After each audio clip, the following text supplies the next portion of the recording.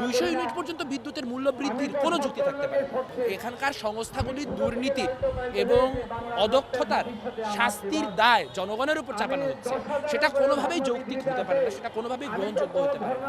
আজকে এনপিএ এর যে দাবি ছিল সেই দাবি খুব স্পষ্টভাবে এখানে 8 দফা দাবি দেওয়া হয়েছে এবং 8 দফাটা আপনাদেরকে রয়েছে, সেটা আপনারা দেখে নিতে পারেন। খুব স্পষ্ট করে বললে যে প্রাথমিক আমাদের দফা সেটি হচ্ছে যে 200 ইউনিট পর্যন্ত বিদ্যুতের মূল্য বৃদ্ধি করা চলবে না। এই 200 ইউনিট পর্যন্ত বিদ্যুতের যে মূল্য, সেই মূল্য যা ছিল তাই রাখতে হবে। বিদ্যুতের যে মূল্য বৃদ্ধি সেটা প্রত্যাহার করতে হবে। এটা সরকারের কাছে একটা সোজাসুজি দাবি। তার কারণ আপনারা জানেন যে বাংলাদেশের 89% মানুষ 200 ইউনিট পর্যন্ত বিদ্যুৎ ব্যবহার করে এবং এই যে 89% মানুষের কথা আমরা বলছি, যারা 200 ইউনিটের বা তার চেয়ে কম বিদ্যুৎ ব্যবহার করেন, তারা কিন্তু আসলে আয়ের দিক থেকেও বাংলাদেশে 15,000 বা তার থেকে কম যে আয়ের রেঞ্জ, সেই আয়ের রেঞ্জের মধ্যে পড়েন এই ব্যবহারকারীদের একটা বৃহদাংশ।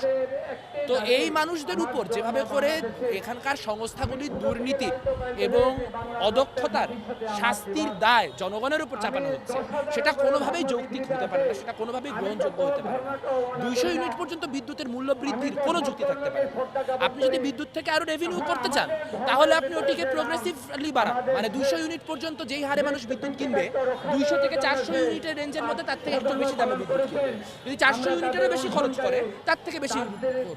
যেই লোকটা বাড়িতে 4টা-5টা এসি লাগাচ্ছে, তার কাছ থেকে যদি আপনি বেশি দামে বিদ্যুৎ নিতে চান, বেশি দামে বিদ্যুৎ বিক্রি করতে চান, তাই নিয়ে আমার কোনো আপত্তি না।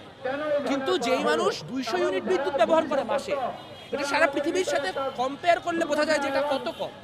সেই 200 ইউনিট পর্যন্ত মূল্য বৃদ্ধি করে তাদের জীবনে ভোগান্তি আনা, দিনমজুরের জীবনে ভোগান্তি আনা, কৃষকের জীবনে ভোগান্তি আনা, ছোট ব্যবসায়ী যারা রাস্তায় ছোটখাটো দোকানপাট করে খায়, তাদের উপর যে ভোগান্তি, এই ভোগান্তির কোনো অর্থ হয় না। এটা সম্পূর্ণ জনবিরুদ্ধ একটা কাজ এই বাজেটের মধ্যে করা হয়েছে এবং অবিলম্বে অন্তত 200 ইউনিট পর্যন্ত বিদ্যুতের যে মূল্য, সেই মূল্য বৃদ্ধি বন্ধ করতে হবে।